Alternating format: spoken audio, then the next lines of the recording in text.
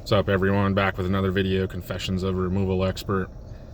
Got an absolutely insane story today. It was a corner call, probably about 2 o'clock in the morning. They gave me the address and said, possible suicide, vehicle fire, body still inside at an apartment complex. So by the time I got there, the whole place looked like some sort of a movie scene. There's firefighters, cops, red and blue lights flashing all over the place, people out on their balconies trying to film everything that was going on, which I absolutely despise, but they're in public, so they can film whatever they want in public. Car was still smoking when I walked up to it. The fire department put it out, but the car was charred and black and still putting off a lot of heat, and it's kind of like a burnt rubber chemical kind of smell. Definitely a smell you'll never forget if you're doing this type of work. But coroner met me near the tape line, and she didn't have a whole lot to say at that point, but we just kind of looked at each other and knew that it was going to be a tough one. And she explained a little bit about what happened. And allegedly the guy tried to commit suicide by running a hose from the exhaust of the car into the window of the car, and that causes carbon monoxide poisoning, and then they just go to sleep and pass away. But by the time the firefighters got to him, he was just melted into the seat, basically, and whatever was left of him, which didn't even look like a human anymore, completely charred, brittle, distorted. It actually looked more like a burnt statue than an actual person. Firefighters were using shovels and crowbars, and they were just basically prying on him and trying to get him unstuck from the seat so that we could do our part. And finally they backed away. It was probably 20-30 minutes. They backed away, and they're like, all right, I think he's as free as he's gonna get. So that's our signal. So I rolled the cot into position right next to the driver's door, set up the body bag the way it needed to be done, and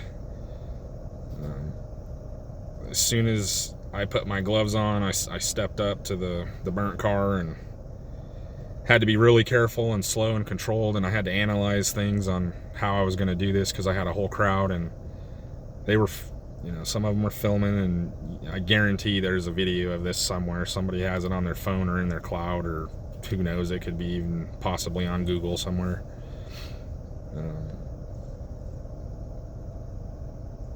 I put on my gloves, I grabbed the guy's arm and was gonna just try to gently transfer him from the seat into the bag, which was already on the cot. And I grabbed the guy's arm and made a slight move backward, and his whole arm from the shoulder came completely off, and I stumbled back and actually almost tripped over a curb, and everything got kind of quiet. And I looked over at the coroner and I was like, what do I do? And she said, just put it in the bag. So that's what I did. Then we started looking at the rest of him, and we had to get the rest of him out. And he was still stuck in there, and we were just basically pulling out ash and parts of the melted seat and melted clothing, and you could even see some just straight bone because it was so hot that it just melted him completely down to the bone. So it was kind of slow, it was kind of messy, and they don't put any kind of a barrier around anything, so it's just all wide open, which I always disliked a whole lot. But eventually we got every part of him, every part that we could, transferred into the bag. As soon as that happened, the crowd started disappearing because the good part was over. And I zipped up the bag, closed it, and just kind of stood there for a second, not for any cameras, or not because of the chaos, but just for this guy. And whatever he went through that led him into that car that day is just very, very sad. So put the cot cover on, wheeled him over to the van, loaded him in, and shut the doors. And driving down to the coroner's office, and you're just kind of reflecting on what you just went through. And